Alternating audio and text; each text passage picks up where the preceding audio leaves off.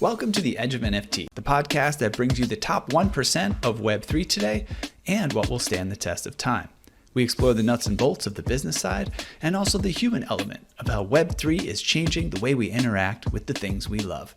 This podcast is for the dreamers, disruptors, and doers who are pumped about this ecosystem and driving where it goes next.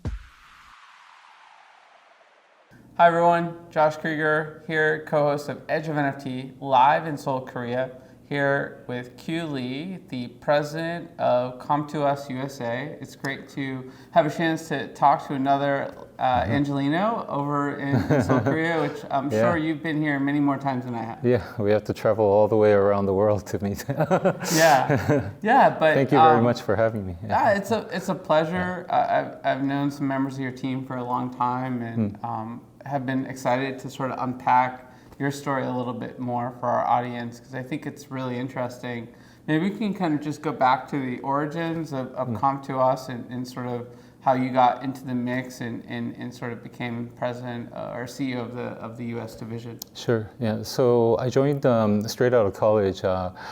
The current Com2uS was actually called Gameville back in the days.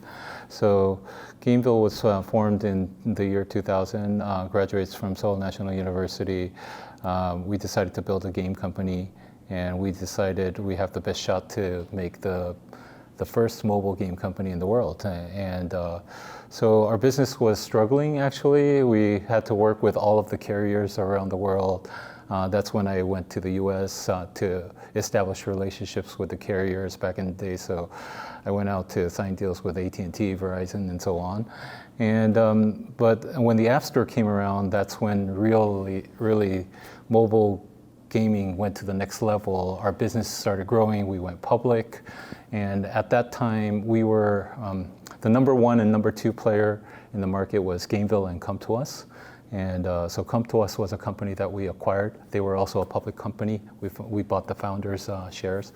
And then we created a hit title called Summoner's War. And Summoner's War is still in service for the past 9 years. And we've generated more than $3 billion of revenue from that game alone. I think it's over $1 million a day? Yeah, it's pretty much $1 million a day. And so with that, we've been able, actually we've expanded beyond gaming. We started acquiring media companies too, with the thesis that just like the App Store brought all of the local Korean developers to the global stage and made them unicorns, we were thinking like all of the OTT platforms like Netflix and Disney Plus and all of those companies are also doing the same, are going to do the same thing. So we started rolling up a lot of entertainment companies. So now in Korea or globally? In Korea, but we're making investments everywhere. But so now we have 5 public companies and about 40 companies that we directly control in the gaming and entertainment space.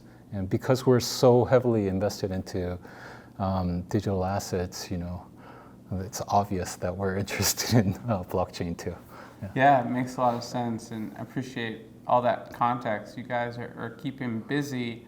Tell me a little bit more about sort of the throughput in terms of the games that you've created, and sort of let's fast forward to your choice to sort of create your own layer 1, which I thought was a bold decision, yes. but it makes sense in the context of sort of how you guys look at like the potential here, and what sort of results have occurred there in terms of the types of games that you've created and sort of the launching sequence. Yes. So at the beginning, we started investing into a couple of like blockchain companies, crypto companies. So we actually are our second largest shareholder of the third largest crypto exchange in South Korea called Coin1.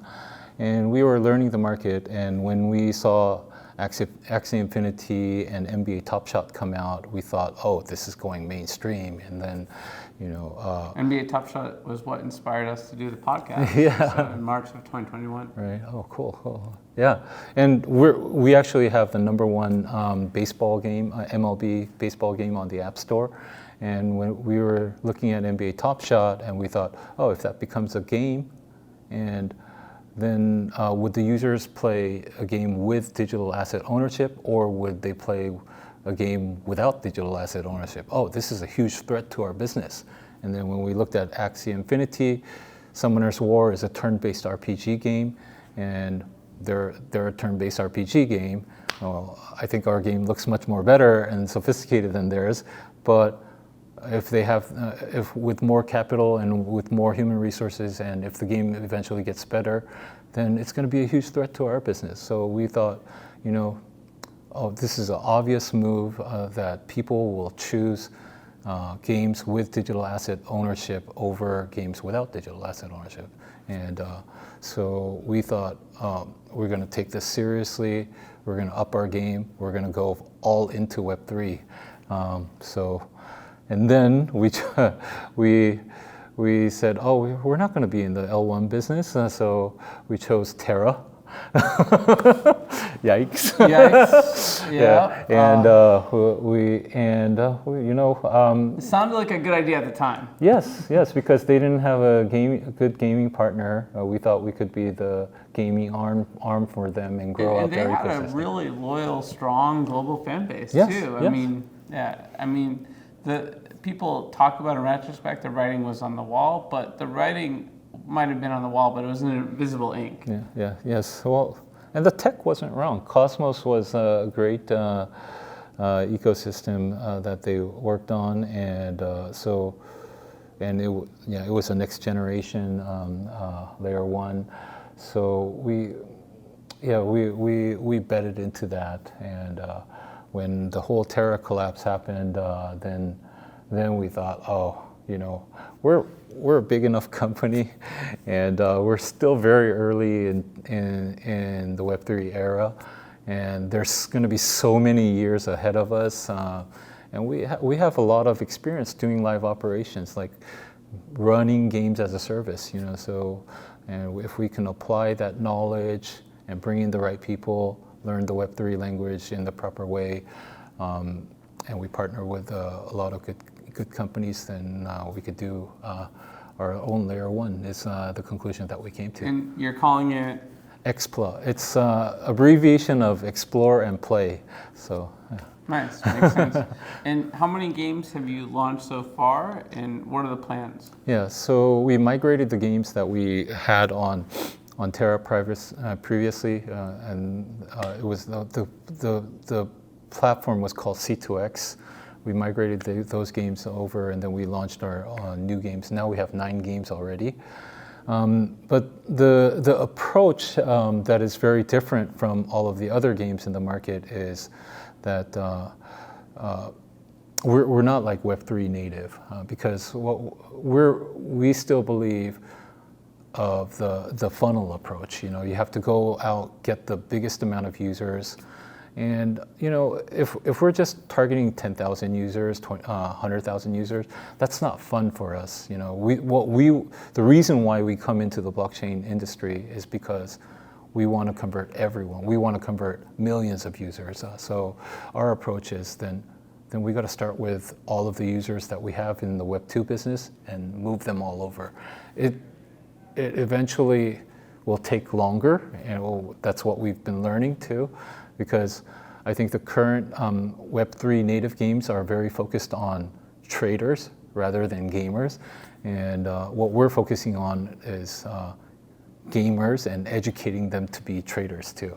So what are the results? Can you talk about some of the early numbers on adoption? So we learned very, very quickly that, oh, these are 2 distinct groups, you know. So yeah, you have a lot of data to back up your you know, what you've learned. Yes. So and we didn't want to overdo it too, because when we wanted, you know, so just like when we were moving our business from package business to free-to-play business, you know, people need time to adopt and learn. You know, so there were paid apps and then there are free-to-play apps, but in between there were paid plus in-app purchase apps as a middle step. And we're taking the same approach. I think there's Web 2 games and there's Web 3 games. And what we're doing right now is Web 2.5 games. So we're mixing Web 2 and Web 3. So we're giving a flavor of Web 3. So what's been sort of the biggest success among the 9 games so far? So we have a title called Summoner's War Chronicles. That's been a very big, successful title. It's actually, even in our whole, out of all of the games that we're servicing right now, it's the 3rd largest game that we have. Yeah, that game has done very well. The amount of Web3 users are like still a very small portion of the whole game, because you actually have to play quite a significant amount until you start being exposed to the digital ownership part. And it's also restricted to a lot of countries due to the regulations. But yeah, I think we're collecting a lot of data there, and we're noticing what the hurdles are, where we have to improve on, and so it's been a great experience. I think, and this is we're so familiar with this because we had to go through the same steps when we were doing free to play. You know, when we looked at. Iteration, lean yes. startup. Like yes, I yes. think you yes, know what exactly. I've learned from the short time with you is that, you know, like I've done with my businesses, you guys follow a very iterative lean startup process, and exactly. you approach every new you know, business opportunity as almost like starting a company over from scratch, right? Mm-hmm. Yep. So like, is there something specific that you can point to that sort of surprised you in terms of what did work? You know, in terms of the adoption, where you didn't expect that to be such a powerful mechanism? Yeah, so I think what we did learn is we didn't know the two groups would be that distinct. Is clearly one thing that we did learn. Yes. Yeah, twins from a different mother or father. Yes. But then we also learned that certain countries, like especially like Korea, they'll go through many hurdles. There are certain countries like where you throw a game at them and then they'll put out an Excel sheet with all of the odds of the gacha boxes and so on. You know, and Korea is one of those amazing countries. So they'll do all the math for you once you launch the game, and I think. I'm really fascinated. It's a great test bed, and I think even for blockchain games, I think it is a great ground to learn from the user behaviors. Yeah, I appreciate all these insights. So what's next, and sort of, you know, how have your sort of plans for this migration over to Web3 evolved moving forward over the coming quarters and years? Yeah, I think one of the things that people don't really know, I think there's two things that I want to point out. One is it's really hard to make a successful game. Just like if you could replicate your first game again, you would have done it by now. Exactly. We would have done it over and over and over, right? But then you'd be bigger than Google. Yes, but the fact is, like, we made our biggest game that we created is a game that we created 10 years ago. And like, so look at how many flops that we went through. And you have more resources now, and you learn more, and yeah. And yet still, right? And so that's one of the things. You'll get there, you'll do it. Yes, and then the second thing is how long it takes to develop a game. When we first started mobile, I think we would develop 6 months to a year, and then we'll pump out one game. But now it takes 3 years to 5 years, and for the better games, it's closer to the 5 years. So if you look at all of these Web3 startups that just got funded last year or the year before, it's great that they got funded plenty of money, but those good games will take time to come out to the market. So I think you'll still need to wait maybe 2 or 3 years to see good Web3 games coming out to the market. And I think that's when the real healthy cycle of Web3 games are going to come out.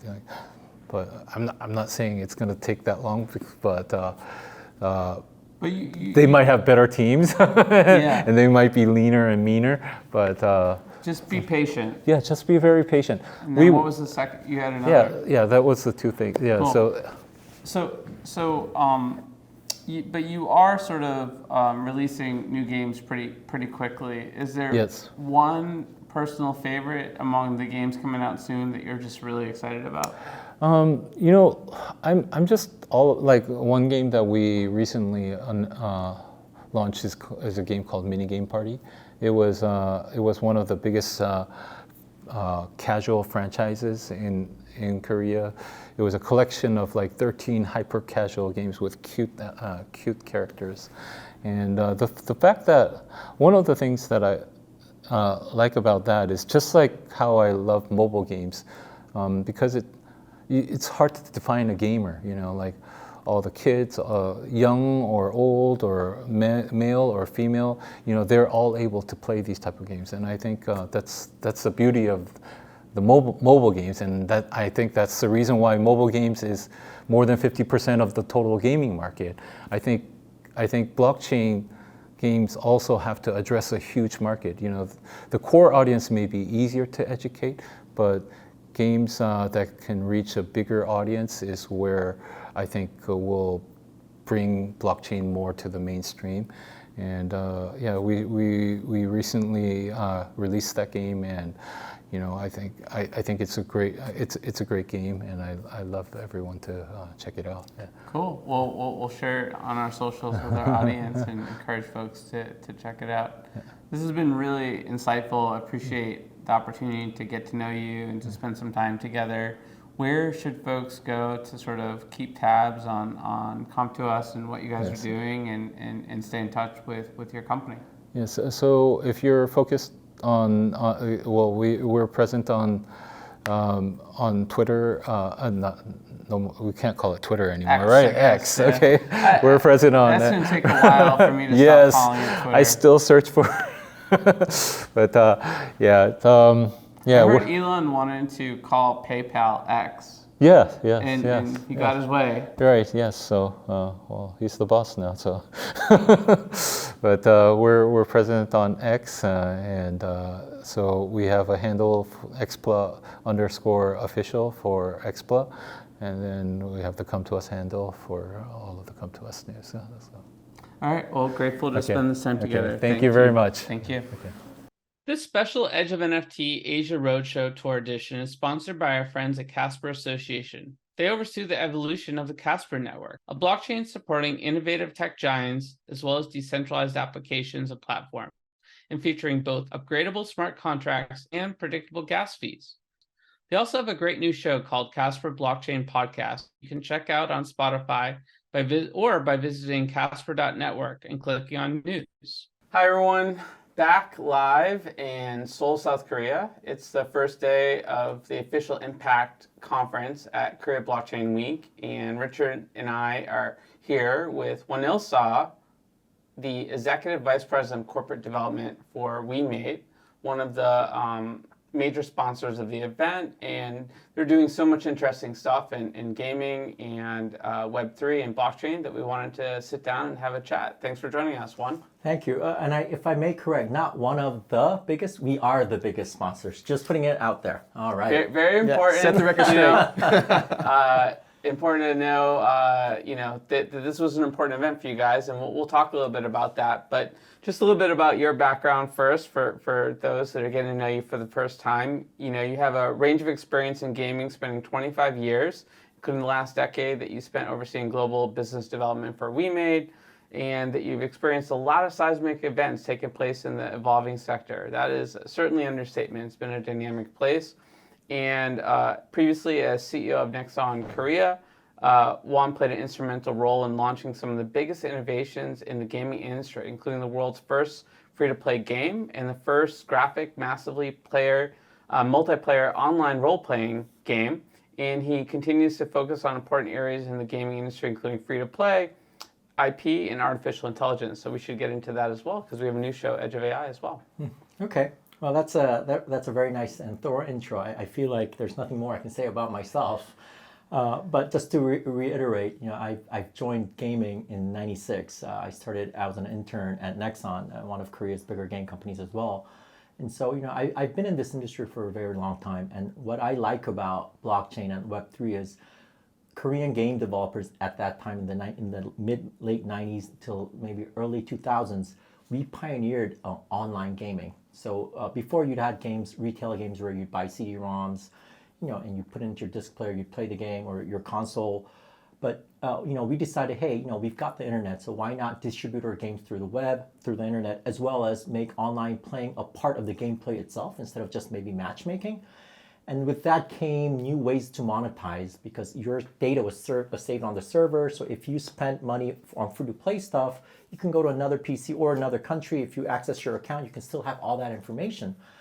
And being online changed how you design games as well as what you can do with games and how you can monetize games. And I've seen that for the past 25 years. And what got me and what got WeMade excited into Web3 and blockchain gaming was, hey, there are a lot of similarities where this technology enables a lot of different things. And one way to do it is, as I said earlier, you take a retail CD-ROM PC game or a console game and you add an online component. And you have multiplayer, you have some small online things. And I think that's what's happening with blockchain right now, where we're using what information we're storing on chain versus what's stored on the server side. I think that is, we still have maybe 10, 20 years to go until we fully utilize this technology and how we design games.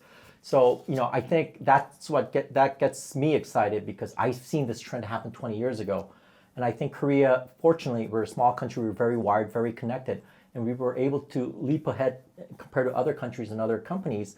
And I see WeMade being one of the forerunners, not just in Korea, but globally using blockchain and gaming because WeMade as a company, we've been around since 2000. Yeah. Let's rewind a bit.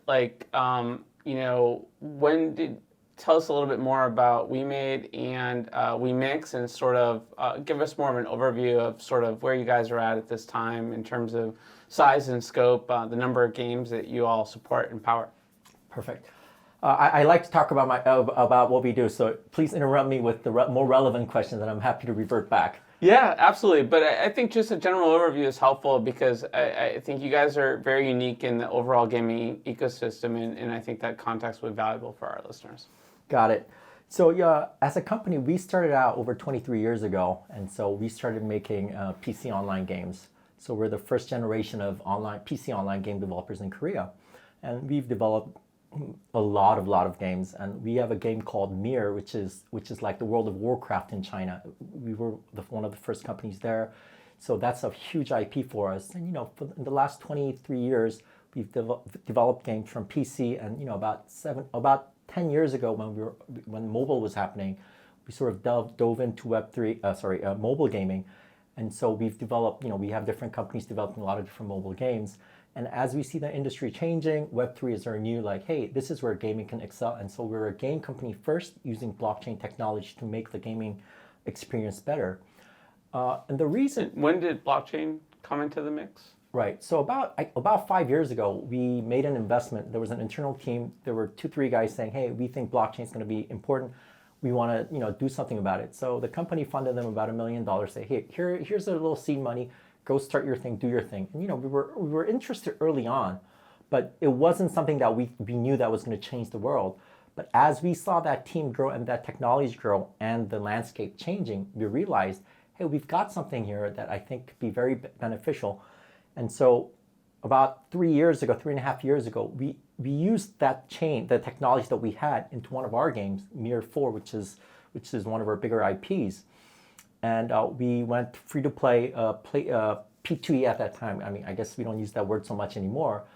But Mir, we did about 1.5 million concurrent users when we launched with the blockchain, using blockchain. And we realized, wait a minute, there's so many things that we're learning and our gaming community likes. And we've gotten users from Brazil, Southeast Asia, parts of Europe, parts of Africa, where they probably wouldn't have known about Mir or this IP. But because we had blockchain technology and there was some benefits that we thought we were able to give to the users, we had a lot of interest from non-traditional WeMade fans. And that sort of gotten us to the idea hey, wait a minute, we've used this technology and we've invested in blockchain, so we have blockchain programmers. We know how the ecosystem. We know how to write smart contracts. But then we realized, hey, if we can give this value to other developers around the world, saying they don't need smart contract developers, they don't need to know that they need to audit their smart contract with a certain company. All of that stuff we'll do for them because we think this is going to bring value to game developers.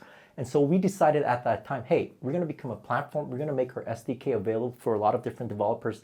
If you're a Web 2 guy and you want to do something on the Web 3 side and you have no idea how to do it, not just NFTs, but also tokenomics design, things like that, we'll work with you on that. So for the last 3.5 years, we've been creating a platform called WeMixPlay.com, which is our site where we've signed about 120 games. We've launched about 30 games, and roughly we're launching about 3-4 games a month. And we're a platform, so they're not all our games. We have about 7-8 games that are our own. The rest 20-something are third party, and that's what we're doing. Yeah, and that's incredible. I mean, almost 30 years of experience. You take that and start diving into blockchain, and you immediately start saying like, okay, how do we? You turn it into an SDK, which in its first way, a lot of developers and people who are coming in this space don't need to know how to write smart contracts, don't need to know how to do all of the NFTs and setting up all of the different ways that they could be utilizing these in the game. But now that you have this platform, people are coming and growing on this, I'm sure there's a lot of different directions that WeMix can now go. So what are some of the things that you're looking forward to in some of the games that are potentially coming out that you know are in the background but are really excited to see some of these new releases come out? So we have games that we're onboarding, and some of these games are Web 2 games that are slightly adding on Web 3 components, maybe some slight tokenomics or maybe just small NFTs. There are games that we're designing from the ground up and third-party games that we've onboarded that are starting just as a Web3 game, and how do they use this chain? And so one of the bigger games that we've succeeded, we launched a game about 3 months ago in Korea called Night Crows. This is an MMORPG, Unreal 5. Beautiful, beautiful game. Beautiful. And you can see it, and it's been the #1 RPG for the last couple months in Korea, because we've just launched in Korea only. And we're going to launch this game, the global version. The goal is within December or early next year. And this is going to be using all the know-how that we've accumulated with blockchain, launching 30-40 games. So Why did you start just in Korea? Well, because in Korea, we have a regulation where blockchain gaming is not allowed. So for some reason, the Korean government they're going to come around, but they're very careful, because Korea is a country where unlike the US where you have ESRB and you get a rating, in Korea you need the approval of a government agency saying, okay, you can release this game. So all Korean games are released that way for the Korean audience, but for blockchain gaming, there is no process yet. So blockchain gaming you can't get that approval in Korea. So that's why in Korea we just have a regular in-app purchase, regular free-to-play model. But then going overseas, we're going to add our blockchain into it. But that's cool. It gives you a chance to sort of battle test it and learn what users like and whatnot. And you have this really unique longitudinal perspective on the space, but also just in the last few years, I think the industry has evolved a lot. What are some of the macro trends that you all see that might not always get discussed publicly in terms of types of games that are popular, how the user base is changing, how the industry is evolving? It's a tough question, but a really good question, because there are like seismic shifts like blockchain, but there are, I think, shifts in the demographics. Smaller tremors too, right? And so in the last maybe year, I've seen more casual or more hyper casual games, and their business model is ad based. And before, like 10, 20 years ago, when we developed games, you developed a real game, you spent 30, 40, 50 hours, RPGs, hundreds of hours playing. But I think a lot of these games that I've talked to, the developers that I've been meeting with lately, there's those type of games that I've talked about, but because they require a lot of funding and a lot of resources, they don't want to spend 3 years of their lives with a 100, 200-man team developing something, and if it flops, it's a huge flop. On the attention side, is the attention span of audiences changing too? I feel like people had more time on their hands during COVID, and now they're working out again. They're going out to dinner. They're finding more things to do with their time than just gaming. Has that sort of impacted the types of games that people play and how they play them? I think that has had a major impact. And also, I think the way not just gaming has changed, but how the younger generation interacts with our smartphones.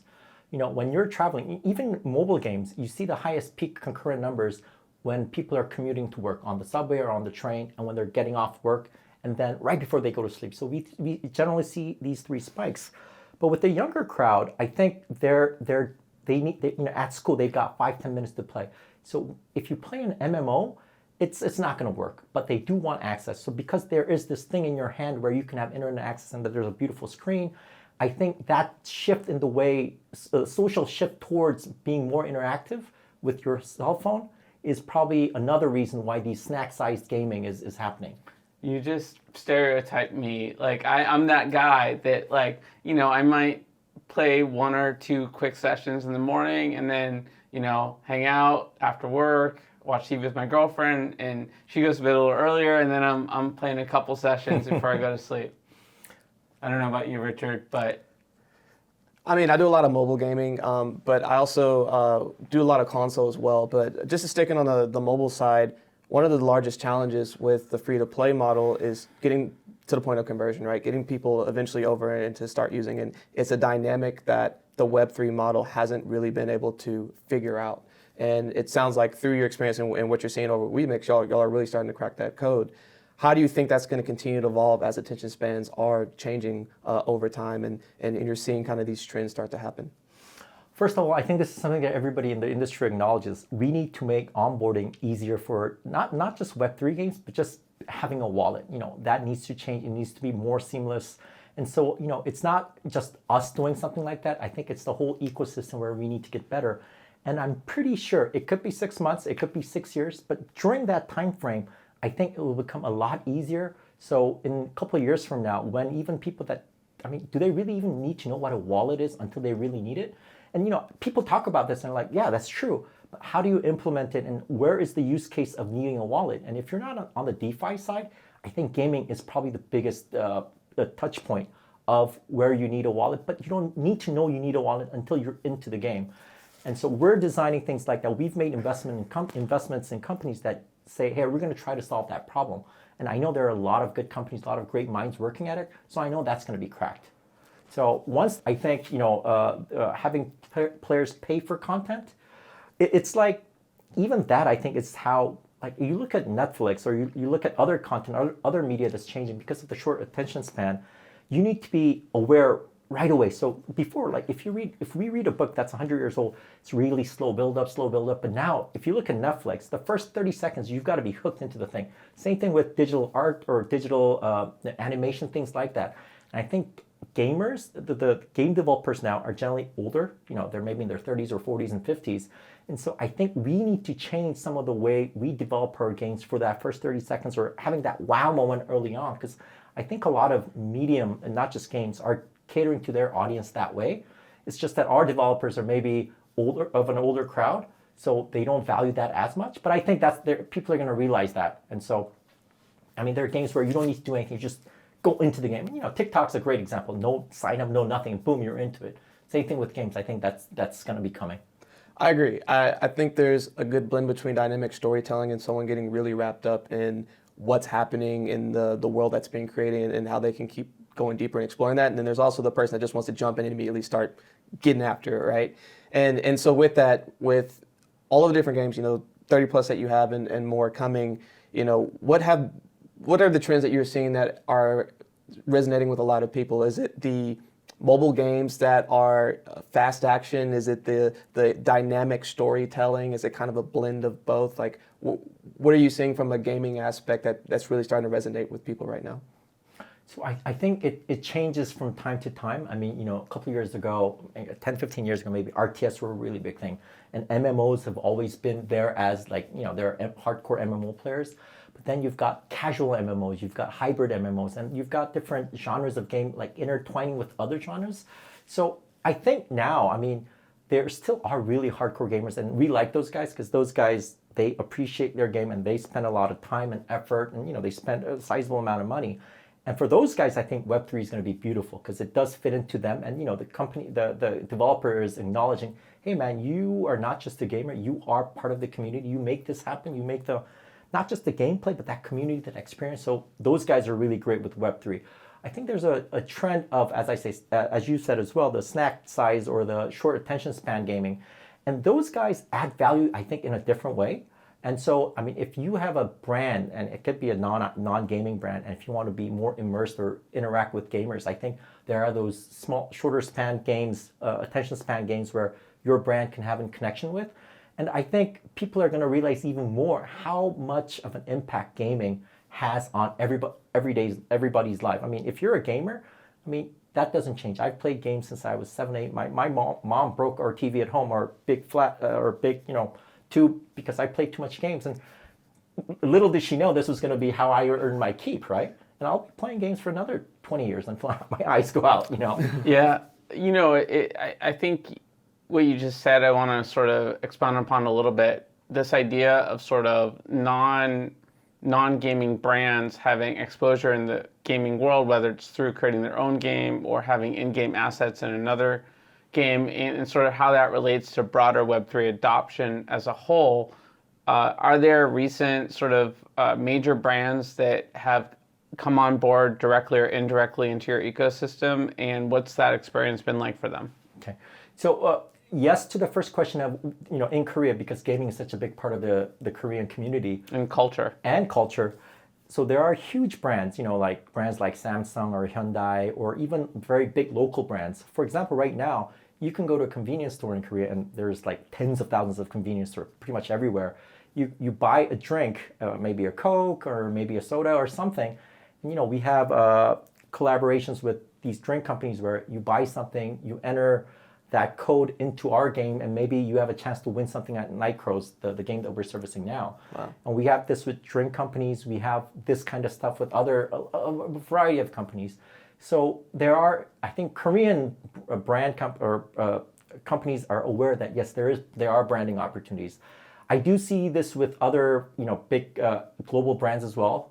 Some of the French brands have done something with for League, for example. They have, I think it was Louis Vuitton. They did something with them, and so I think there are interactions, but I think they don't realize how big it could be. And it doesn't have to be super fancy, super expensive. But I think there are lifestyle brands that I think that could do more on the game with the gaming crowds, because this is, I think, how they can build up their brand.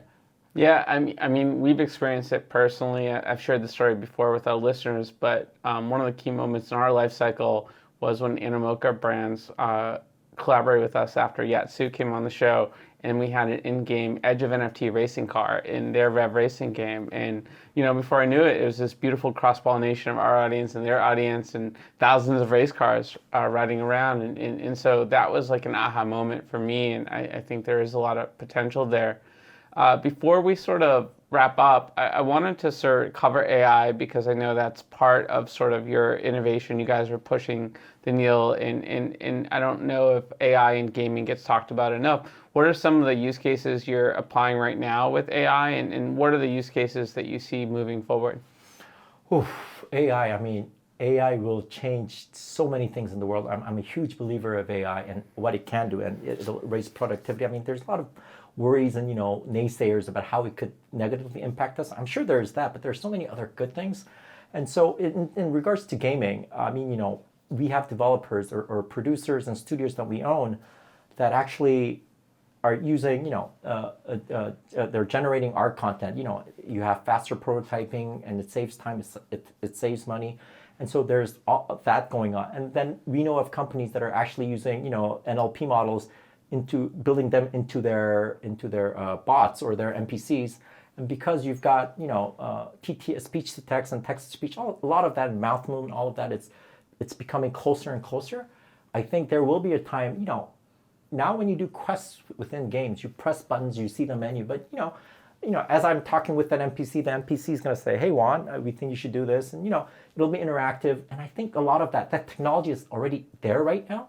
Game developers are slowly implementing that, and maybe we need to implement more different parts of the AI puzzle into a single game, because game is it's not just a single art. You need art, music, graphics, storytelling.